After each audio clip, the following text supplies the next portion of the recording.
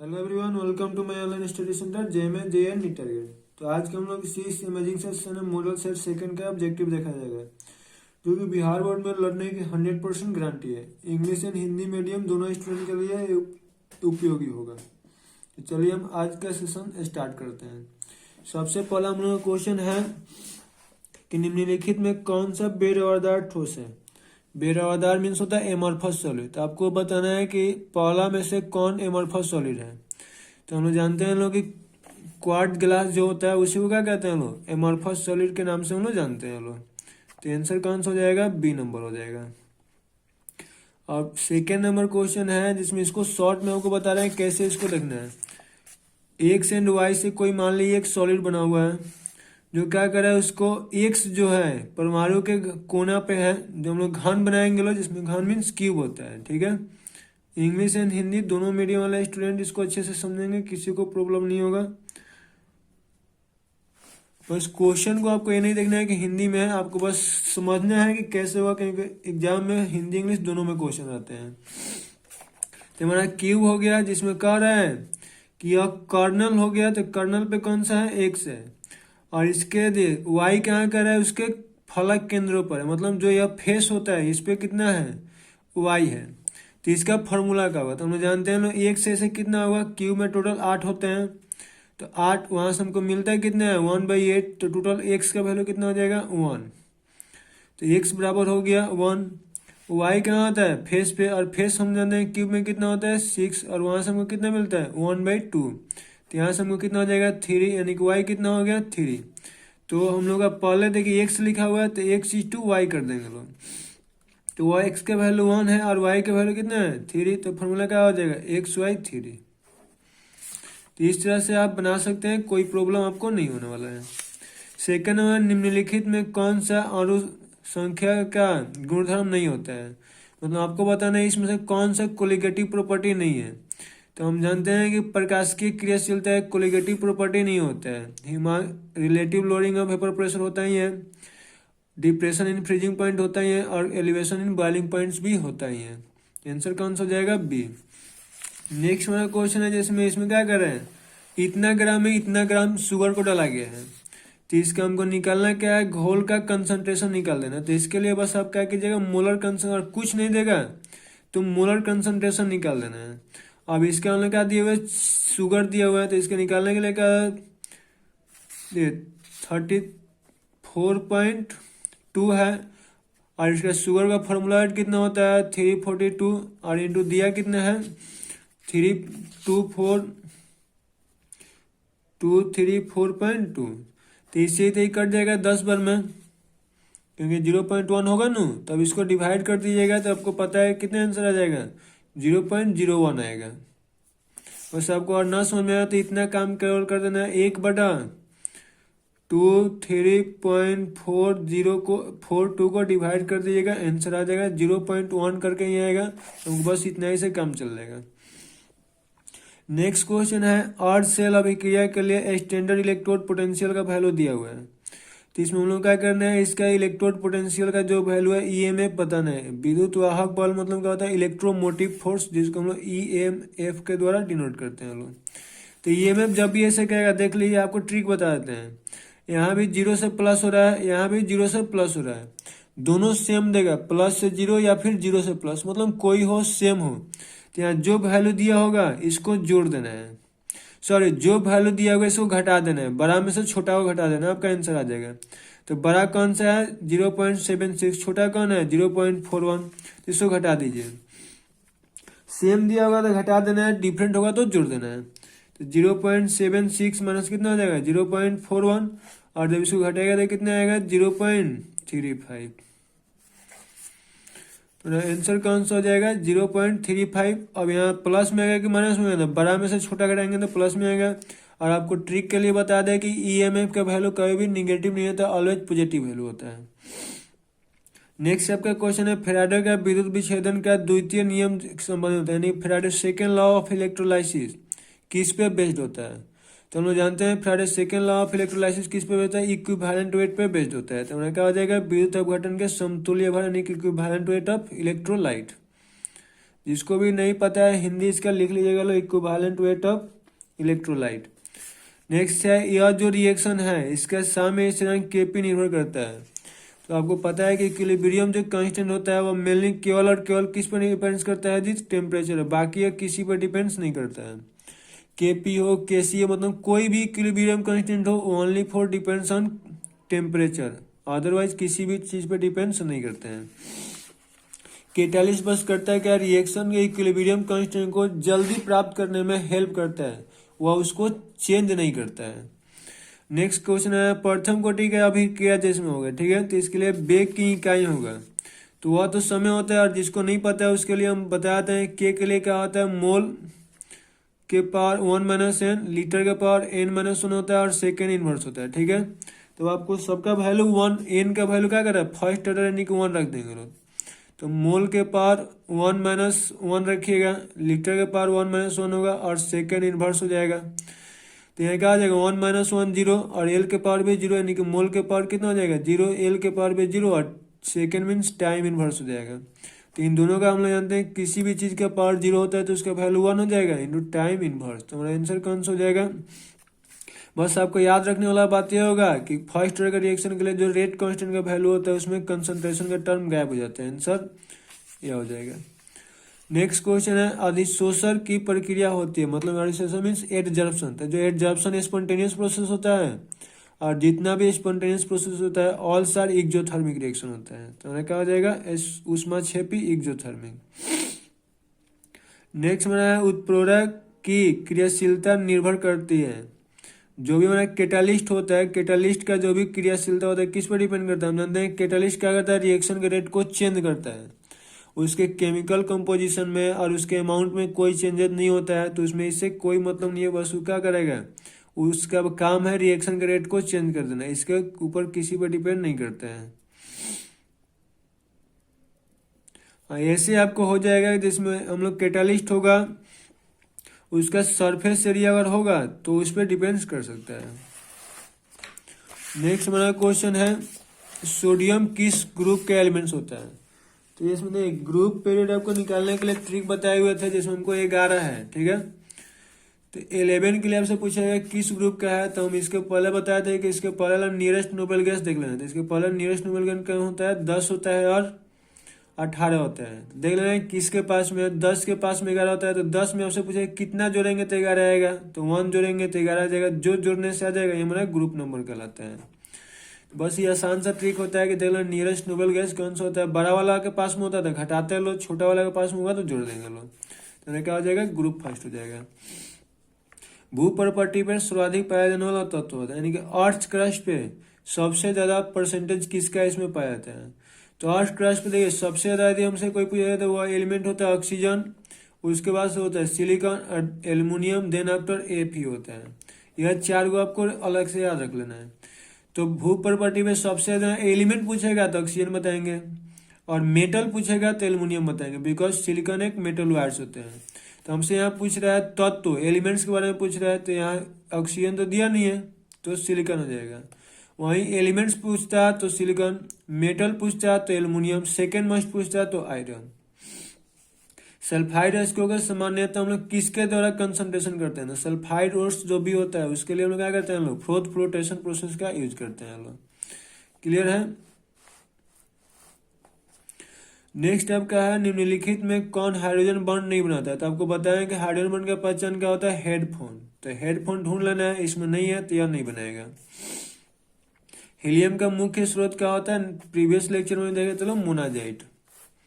निम्नलिखित में किसका आयनिक विभव का मान अधिकतम होता है, मतलब आपको बस बताना है कि इसमें क्या आयनाइजेशन पोटेंशियल का वैल्यू सबसे ज्यादा किसका होता है। देखिए आयनाइजेशन पोटेंशियल को पता है कि मेटल वायर्स होता है, ये भी क्या होता है, मैग्नीशियम एक प्रकार का मेटल ही होता है, ये भी एक मेटल ही होता है।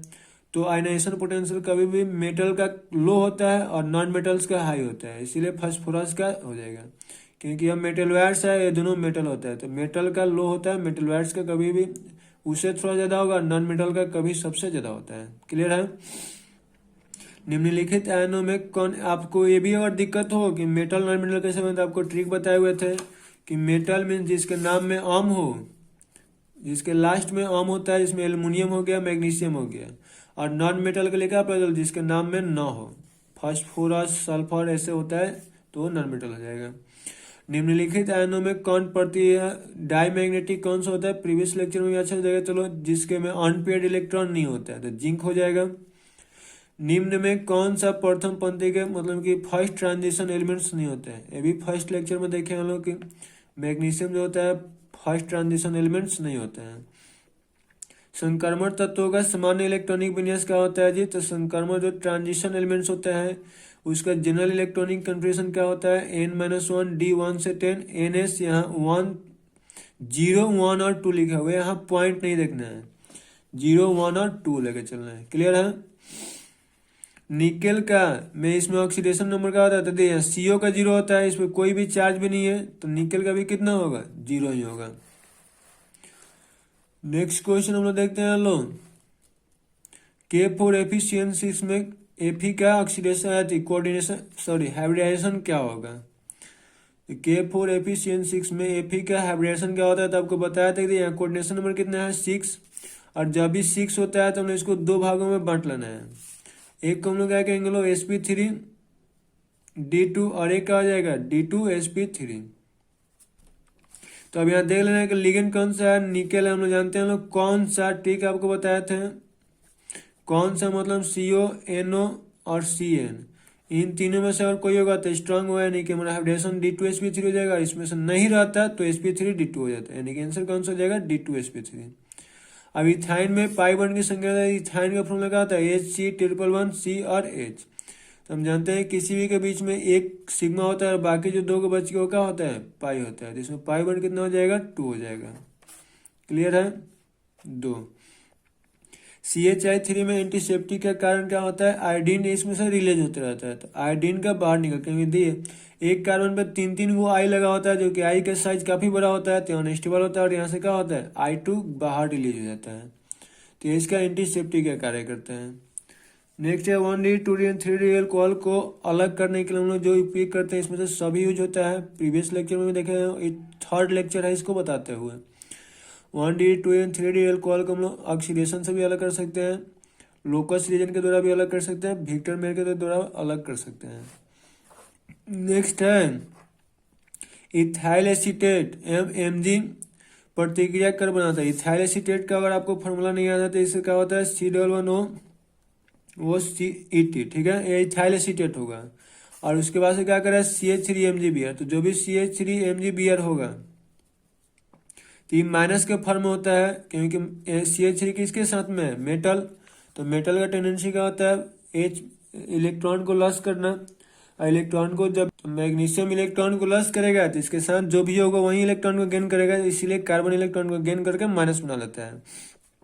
तो ये लेता है देता है, फिर यहाँ से टूट जाएगा, तो यहाँ से क्या बन जाता है CH3C11O CH3 और प्लस ETOH बन जाता है। तो यहाँ से इथाइल अल्कोहल बना है, फिर से एक बार इसको लेकर के आएंगे लो, यहाँ दे देंगे लो, तो यहाँ से क्या होता है CH3COH बन जाएगा, CH3 हो जाएगा, फिर से CH3, यानी कि 3 डिग्री अल्कोहल बन जाता है। सिंपल सी बात है, आंसर 3 डिग्री अल्कोहल हो जाएगा।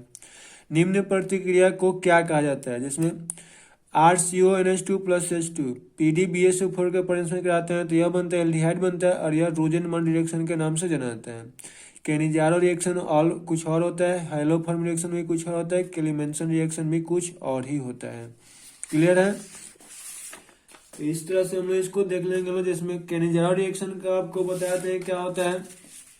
केनिजारो रिएक्शन में क्या होता है, एल्डिहाइड हो जिसके पास अल्फा हाइड्रोजन ना हो, इसका रिएक्शन क्या करते हैं लोग NaOH कंसंट्रेटेड बेस के साथ कराते हैं लोग। तो इसी को 2 बार ला करके हम लोग लिख देते हैं लोग, O माइनस होता है Na प्लस हो जाएगा, और प्लस एगो एल्कोहल बन जाता है।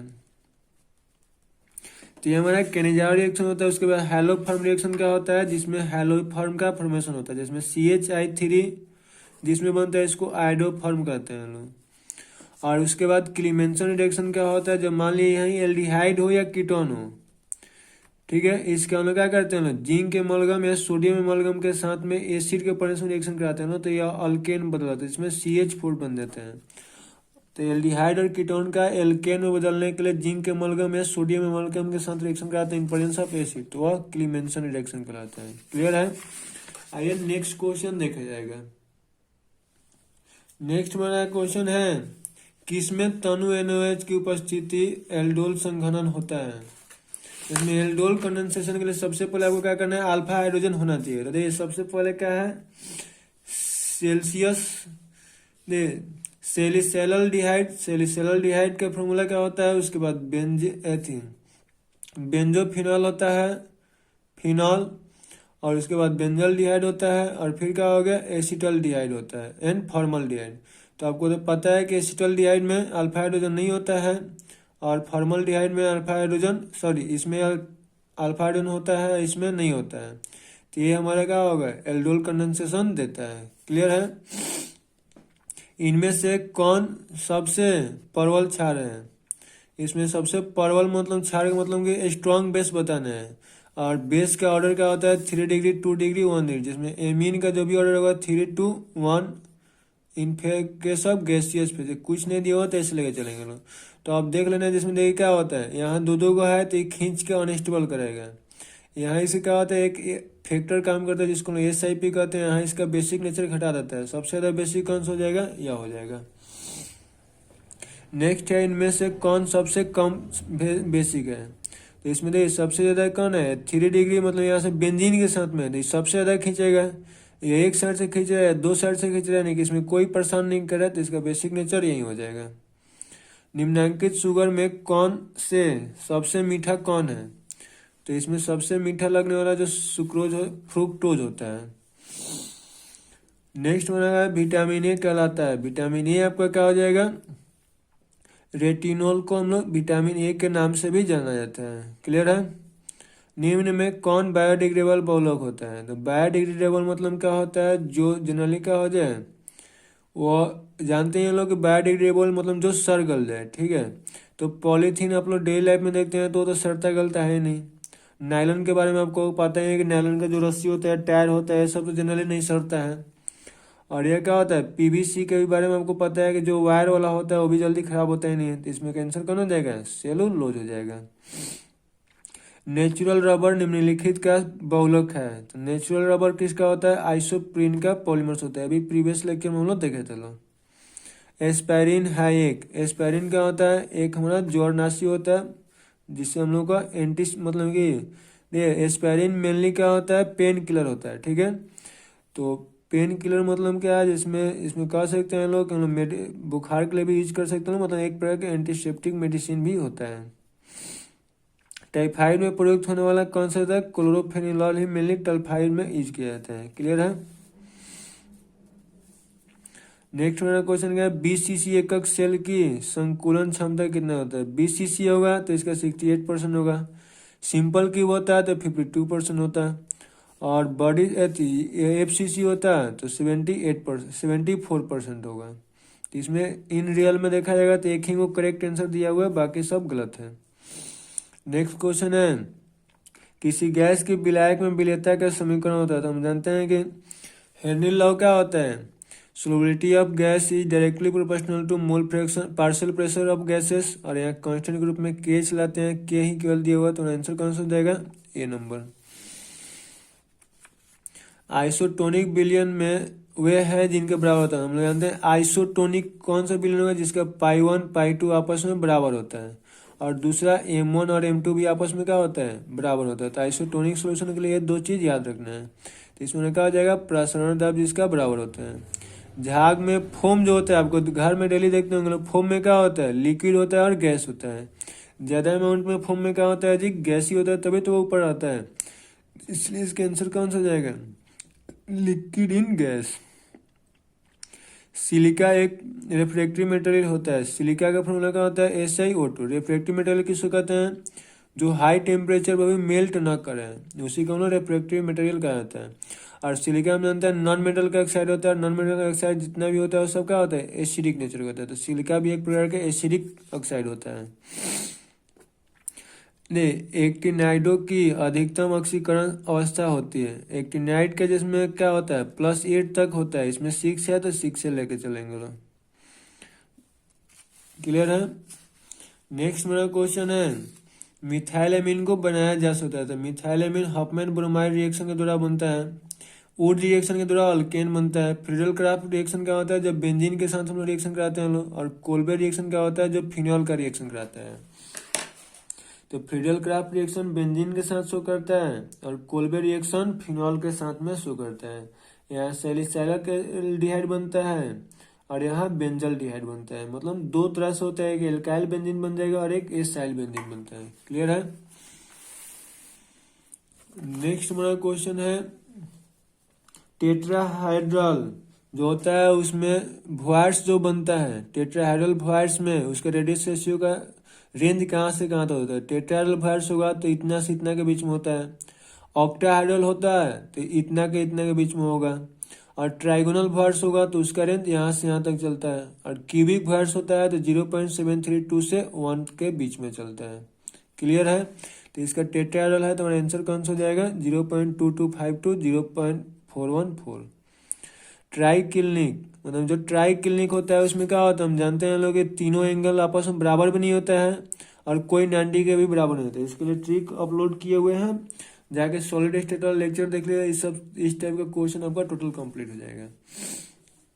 जिंक ब्लेंड जेडएनएस में जो एस आयंस होते हैं वो क्या हमें हमको मिलता है, तो आपको पहले ही बता चुके हैं। जो भी माइनस वाला पार्ट होता है वो जनरली क्या होता है, एफसीसी को रखता है। एफसीसी में जहाँ जहाँ स्फीयर रखते हैं वो सब माइनस रखता है। और जेडएन प्लस जो होता है टेट्राहेड्रल वॉइड्स में रहता है। तो मेरा आंसर ए हो जाएगा।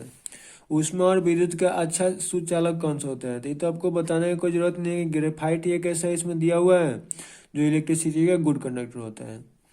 इतना को हम लोग यदि घोल को डाला जाएगा तो इसके बनाने के लिए बस फॉर्मूला याद रखना है। ये जो भी परसेंटेज दिया होगा उसमें 1000 से गुना कर देना है और एफ इंटू 100 माइनस 1 कर देना है। तो ए का वैल्यू मतलब परसेंटेज जो दिया था, दिया कितना है 20 इंटू 1000 डिवाइडेड अपन एनएच का फॉर्मूला 40 होता है, इंटू क्या आ जाएगा 100 माइनस 20। तो एक दे तो 2 बार में कट जाएगा। तो यहाँ से हमारा क्या हो जाएगा जी 1000/2 इंटू 80।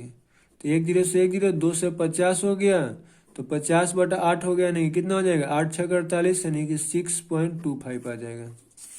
क्लियर है। तो इसको देख लीजिएगा लो, स्क्रीनशॉट कर लीजिएगा लो और नेक्स्ट अपना देखते हैं।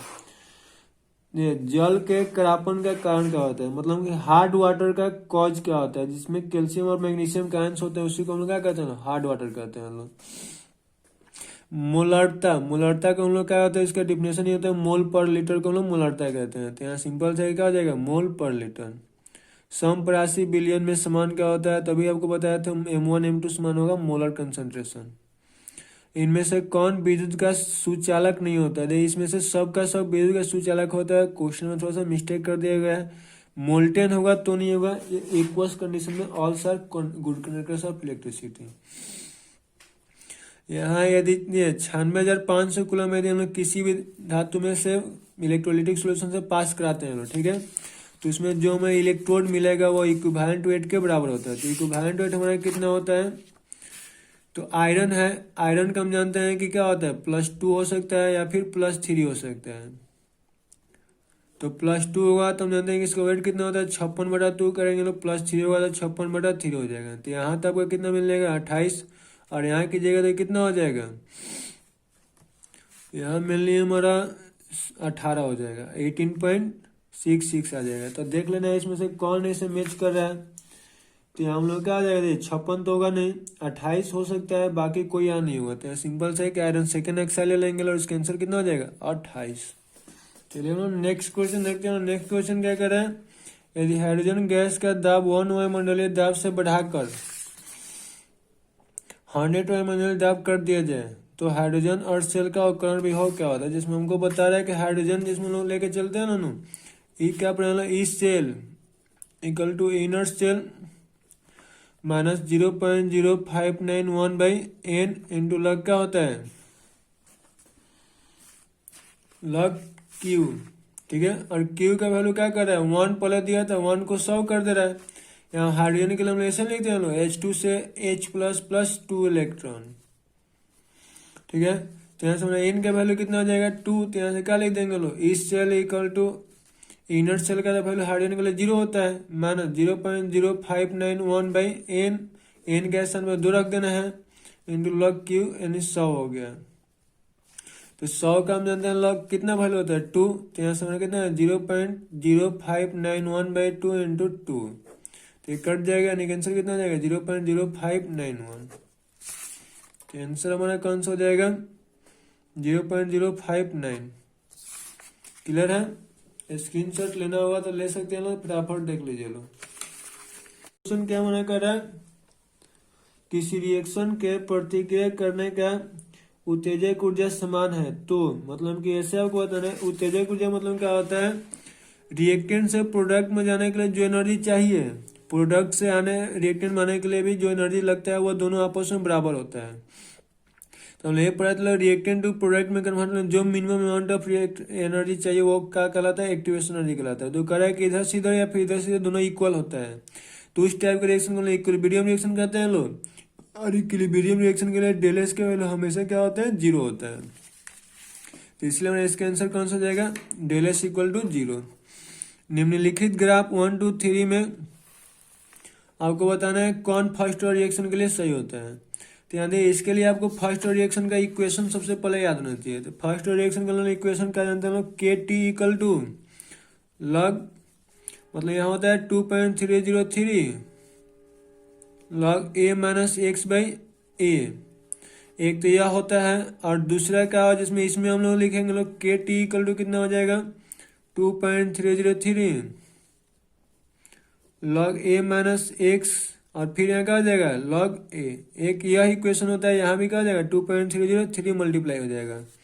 और एक क्या लिख सकते हैं लोग के टी इक्वल टू, जैसे हम आप इस फार्मूला को बदलना था के टी हाफ इक्वल टू कितना होता है जी 0.0693, 0.0 नहीं होता 0.693 होता है, तो यार 3 को होता है, तो यहाँ समझाते हैं टी हाफ का हो गया 0.693 बाई के, यानी कि एक कांस्टेंट है। तो जब कांस्टेंट कोई भी होता है तो इसका ग्राफ होना कैसे होता है, यहाँ क्या हो गया कंसंट्रेशन रख देंगे लोग और यहाँ टी हाफ आ जाएगा, तो कंसंट्रेशन इसमें कहीं है नहीं, यानी फर्स्ट ऑर्डर का रिएक्शन इनिशियल कंसंट्रेशन स्वतंत्र होता है, तो ये हमारा ग्राफ यानी कि थर्ड नंबर सही है।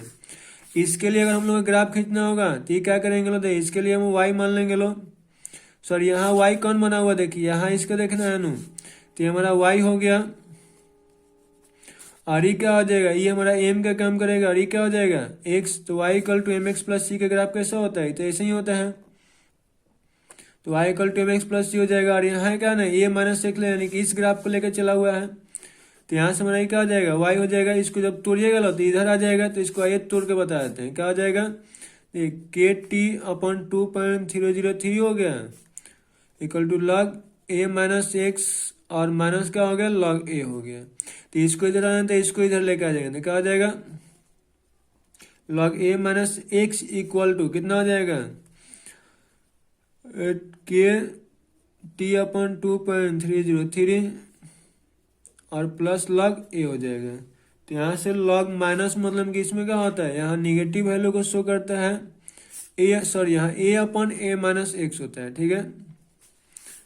तो इसीलिए हमारा क्या हो जाएगा ए माइनस एक्स है, तो यहाँ माइनस में आता है, तो इसको जब सॉल्व किया माइनस होगा, तो ये हमारा क्या हो जाएगा वाई, और इसको जब निकालिएगा तो ये क्या होगा, इसको हटा देंगे लो, तो ये हमारा किसको डिपेंड करेगा माइनस एम को, जो एक्स हो गया यहाँ पे सही से लिख देते हैं, log A minus X equal to क्या हो जाएगा जी माइनस के बाई 2.303, ये सब डेरिवेशन अच्छे से किए हुए हैं, टी प्लस लॉग क्या हो जाएगा ए, हमारा क्या हो जाएगा ग्राफ ऑफ सब बताया हुआ, वाई हो गया, ये हमारा एम हो गया तो माइनस एम है, और इसके साथ जो भी होता है उसको एक्स मान लेंगे लोग, प्लस क्या हो जाएगा सी, और Y equal to minus M X plus C का आपको बताया था ट्रिक भी, ग्राफ कैसे होता है ऐसे ही होता है, यानी कि इसमें ऑल सार सही है।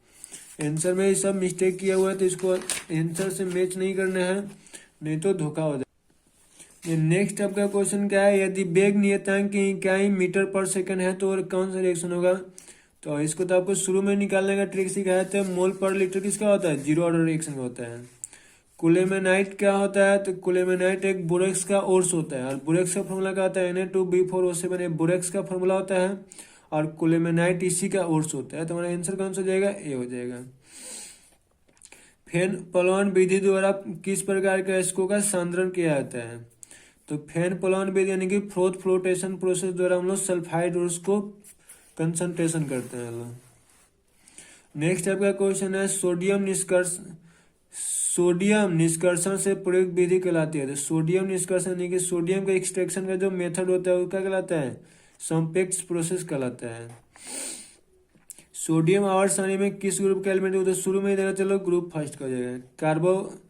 कार्बोजन किसका मिश्रण होता है? तो कार्बोजन जो होता है वो किसका मिक्सचर होगा? Oxygen plus carbon dioxide 5% carbon dioxide का मिक्सचर होता है, जो कि मेडिकल साइंस में हम लोग यूज करते हैं। क्लियर है? इनमें से किस यौगिक में डी पाई पी पाई बॉन्ड होता है? तो SO2 जो होता है उसमें डी पाई पी पाई बॉन्ड होता है, जिसमें इसको समझने के लिए बस आपको ऐसे समझना है, डबल बॉन्ड हो गया, डबल बॉन्ड हो गया। क्लियर है? तो हम जानते हैं कि इसका लिखेंगे लो, तो इसमें क्या होता है? 2H2 और 2P4 होता है। तो इसमें तो S में 2 हो जाएगा और P में कितना होता है? 4 हो गया, तो ऐसे बन गया और फिर एगो ऐसे बना देंगे लो। तो इसमें एक या PX भाग लेगा और PY भाग लेगा, जो कि दोनों पाई बॉन्ड बनाएगा। और सल्फर में हम लोग लिखेंगे तो सेम ही होगा कि 2H2 2P, यहाँ कितना हो गया? 4 और 2 हम लोग जानते हैं लोग 3 में, सॉरी यहाँ 3 होता है, 3D 0 होता है। तो इसका एक एक्साइटेड स्टेट और हम लोग सल्फर कराते हैं लोग, तो 1 हो जाएगा। फिर इसमें हम लोग क्या करेंगे लोग? P में 3 को बना देंगे लोग और D में 5 को होता है। तो इसमें हम लोग 2 भर देंगे लोग, इसमें 4 को भी बॉन्ड बना रहा है तो 4 को कर देंगे लोग, एक साइड कर देंगे लोग। तो इस 3 को तो P वाला भाग लेगा और एक कौन सा भाग लेता है? D। तो यार D पाई बनाएगा और एगो यहाँ से क्या बनेगा? यहाँ एक और एक 2 को पाई बन रहा है, तो एगो पाई किसके बीच में बना होगा? इसका P होगा और इसका D होगा। और एगो पाई किसके में बनना होगा? तो इसका P होगा और इसका भी P होगा। और बाकी सिग्मा बनाया तो P के बीच में सिग्मा बना हुआ है। तो इसीलिए हम लोग का SO2 होता है जिसमें D पाई P पाई बॉन्ड पाया जाता है, बाकी इसमें किसी में नहीं मिलेगा।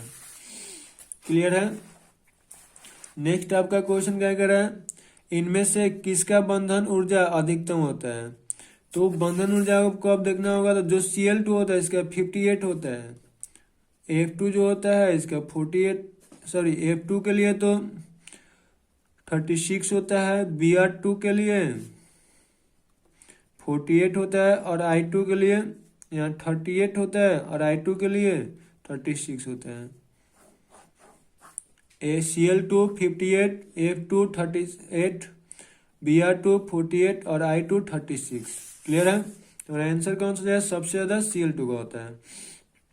निम्नलिखित संकुचन इसमें की आकृति इसका हो गई, तो इसका आकृति क्या होता है? Square planar. इसमें इसका तो पता चलो कि इसका एब्रेविएशन क्या होगा? DsP2 और DsP2 एक्सेप्शनल होता है, इसका एब्रेविएशन क्या होता है? मतलब शेप स्क्वायर प्लेनर होता है।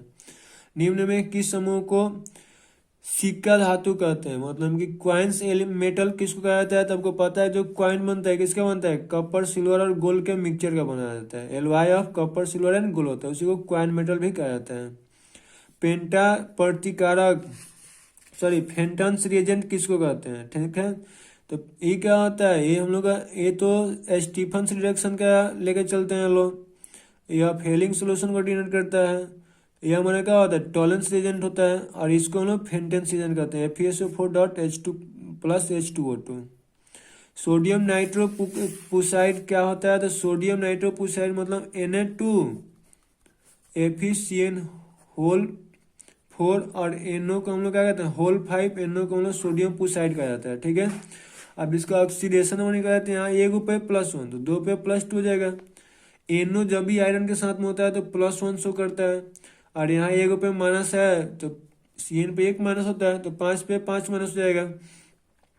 5 के माइनस में 2 यहाँ कम हो गया और 1 यहाँ हो गया, ओवरऑल 3 कम हो गया और हमको कितना चाहिए? 2। तो यहाँ आयरन किस स्टेट में है? +2। तो यहाँ सिंपल से है कि आपको ट्रिक बताते हैं, आयरन यहाँ +2 में है तो ये हमारा आंसर हो जाएगा। तो इसे ट्रिक कैसे है? इसका नाम लिखने बताया, जो प्लस होता है सबसे पहले उसी को लेते हैं, तो यहाँ से इसका नाम क्या हो जाएगा? सोडियम। उसके बाद पहले लिगेंड का नाम लिखते हैं, तो इसका साइनो होगा, तो सोडियम 5 गया तो पेंटा। और इसके लिए क्या कहते हैं? नाइट्रोसिल लिखाता है, सोडियम पेंटा नाइट्रोसिल। उसके बाद से क्या हो जाएगा? इसका और कोऑर्डिनेशन नंबर निकालिएगा, जैसे coordination number, sorry oxidation number तो निकालिएगा, जैसे क्या हो जाएगा? Ferrate second. और यदि इसका ऑक्सीडेशन नंबर 3 होता है तो फेरेट थर्ड हो जाएगा। क्लियर है? नेक्स्ट हुआ संकोचन CONH3 इतना का मतलब कि कौन कौन सा दर्शा सकता है। तो ये हमारा यह दर्शाता है ज्यामितीय मतलब दर्शाता है। आयनन शो भी शो कर सकते हैं। आयनन मतलब NO2 अंदर बाहर भी तो कर सकते हैं ना जी। NO2 अंदर भी रख सकते हैं, NO2 बाहर भी रख सकते हैं हम लोग। कोऑर्डिनेशन नंबर भी ये शो करता है। इसी को बंधन आइसोमर्स भी हम लोग करते हैं जिसमें बॉन्ड चेंज कर सकते हैं। आपको पता है कि NO2 एम्बिडेंट लिगेंड होता है, यानी कि NO2 भी लिख सकते हैं, इसको ONO भी लिख सकते हैं। जब एम्बिडेंट लिगेंड हुआ तो क्या होगा, बॉन्डिंग आइसोमर्स शो कर सकते हैं, यानी कि कोऑर्डिनेशन आइसोमर्स भी शो करता है। और हम लोग जिसमें ब्रैकेट के अंदर है NO2 तो इसको ब्रैकेट के बाहर भी लिख सकते हैं और Cl को अंदर भी कर सकते हैं, तो आयनन भी हो जाएगा। और इसको हम लोग ऐसे भी लिख सकते हैं, मान लिया NH3 है, यहाँ भी NH3 हुआ, यहाँ भी NH3, यहाँ भी NH3 और यहाँ NO2 और यहाँ भी NO2 लिख सकते हैं। तो ये क्या हो जाएगा, ट्रांस हो जाएगा। और इसी तरह से हम लोग ऐसे अगर लिख देंगे लो NH3 और NH3 यह ट्रांस हो जाएगा, इसको सी स्टूडेंट करेगा, तो यह दोनों से कर सकते हैं। तो प्रकार ज्यामिति करते हैं। और इसमें ऑप्टिकल आइसोमर्स लेने के POS सब में प्रेजेंट है, तो PS होता है तो ऑप्टिकल आइसोमर्स नहीं शो करता है। अब ये क्या होता है, ये आपको हम लोग पढ़े थे लोग कि जिसमें क्या हो जाएगा PCl5, इसका रिएक्शन PCl5 से करेंगे। तो कोई भी आपको सेपरेटर से मान लिया, ठीक है, OH हो गया, इसका रिएक्शन लोग पढ़े लोग PCl5 के साथ जब भी करेंगे लोग तो यहाँ से क्या होता है PCl3 एक बना देना है। और यहाँ से H है तो हेडफोन निकल जाएगा और बाहर का निकल गया है। यहाँ से बचा क्या था, एगो Cl और यहाँ से एगो है, तो हम लोग ऐसे सिंपल से C और Cl बना देंगे लोग। इसका रिएक्शन एल्कोहलिक और KOH के साथ कराएंगे तो अल्कीन बनेगा। तो यहाँ से हाइड्रोजन जुड़ा है तो इसके करस्पॉन्डिंग कार्बन से एगो हाइड्रोजन हटा देंगे तो यहाँ डबल बन जाएगा। और इसी का अगर एक्वस से कराते लोग, एक्वस KOH के साथ, तो क्या आता है अल्कोहल फिर से बन जाएगा। तो यहाँ आंसर हमारा कौन सा हो जाएगा, प्रोपीन। और अधिकतम संख्या में सक्रिय हाइड्रोजन परमाणु किसमें होता है, सक्रिय मतलब रिएक्टिव, ठीक है। तो आपको पता है जो एसिटिक अम्ल में फॉर्मूला क्या होता है C11O और OH, तो इसमें का एक ही गो होगा। दूसरा मीथेन, तो इसमें एक भी नहीं है हाइड्रोजन जो रिएक्ट करे। जो मोर इलेक्ट्रोनिगेटिव एलिमेंट से हाइड्रोजन जो होता है वही रिएक्टिव होता है।